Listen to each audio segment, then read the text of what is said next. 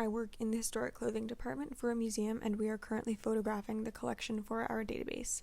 This beautiful mid-1800s green dress is what we actually ended up photographing after 2 different attempts with dresses the other day.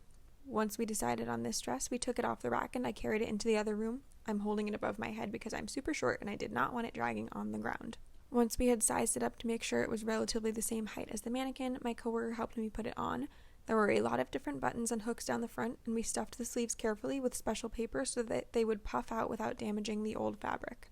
In hindsight, we probably could have done this before we put the dress on the mannequin, but now we know for next time, and I think it turned out pretty well. Because the dress is so old, a few of the threads underneath the left sleeve have actually worn away, leaving a big hole in the armpit. If you look carefully, you can see me adjust it for a second to hide the hole at some point.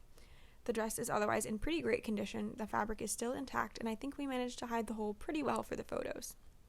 This dress is also supposed to be worn with a big crinoline underneath to help hold out the petticoat in a large bell shape.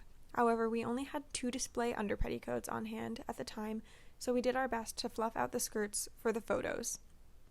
We ended up taking a front, side, and back photo for our database, and you can see the final results at the end.